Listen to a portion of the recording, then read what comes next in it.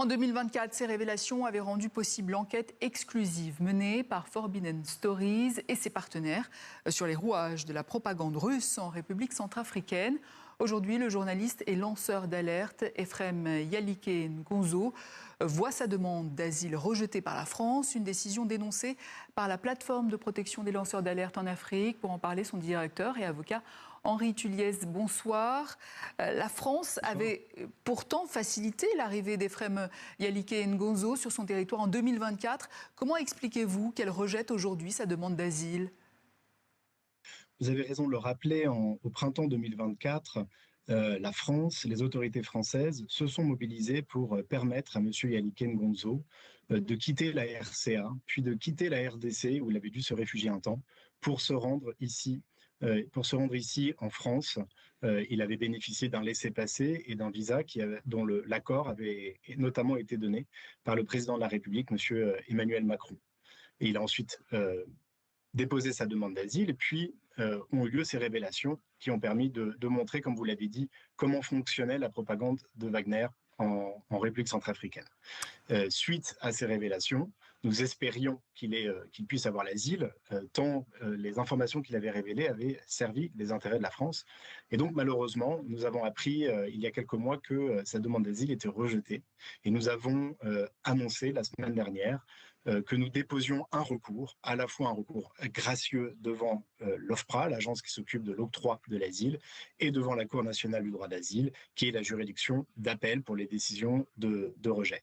Nous ne nous expliquons pas cette décision, parce que les arguments avancés par la France ne nous convainquent pas.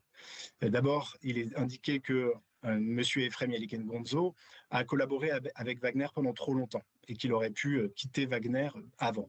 Nous ne sommes pas d'accord évidemment avec cet avis, puisque d'abord, cela était parfaitement connu des autorités françaises lorsqu'elles ont accepté qu'il vienne sur le territoire national.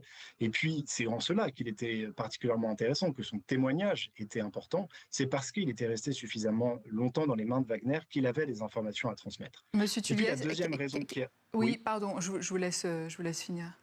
Non, la deuxième raison, il n'y en a que deux, donc ce sera rapide. La deuxième raison, c'est qu'il avait aidé à organiser des manifestations contre les intérêts occidentaux, les Nations Unies, la France, les États-Unis.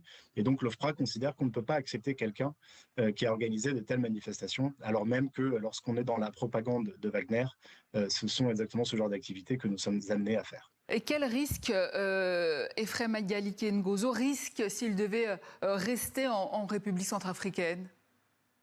S'il devait retourner en République centrafricaine, les risques sont extrêmement importants. D'abord, lorsqu'il a voulu s'échapper une première fois de Bangui, il a été interpellé pendant un temps par la police aux frontières centrafricaines. Et des hommes de Wagner, des hommes de la Russie sont allés chez lui pour essayer de le retrouver. Et puis, depuis qu'il y a eu les révélations, a été annoncée l'ouverture d'une enquête contre lui pour haute trahison par les autorités centrafricaines. Les risques pour lui sont énormes. Il y a parfois une confusion entre les intérêts de la RCA et les intérêts des Russes ou les intérêts de Wagner. Et lui est venu jeter la lumière là-dessus. Il a pris des risques énormes pour sa sécurité et celle de sa famille. Donc s'il devait revenir en RCA, nous osons imaginer les risques pour lui qui existent. Et au-delà du cas d'Efrem Yalike Ngonzo, cette décision risque-t-elle, selon vous, d'envoyer un signal dissuasif à d'autres lanceurs d'alerte en Afrique qui hésiteraient à dénoncer des réseaux de désinformation ou des exactions ? C'est évidemment le risque. Et j'ose croire que cette décision de l'OFPRA est peut-être un excès de zèle quelque part, une décision prise par des personnes qui ne connaissent pas nécessairement la réalité de l'engagement de ces personnes comme Efrem Yalike Ngonzo qui décident de lutter contre la désinformation russe en Afrique, qui prennent ce risque énorme pour leur vie, encore une fois.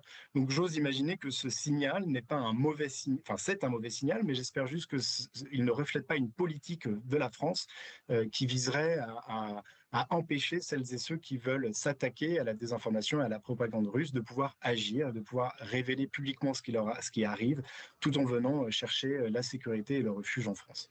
Henri Tulliez, merci, directeur de stratégie à la plateforme de protection des lanceurs d'alerte en Afrique.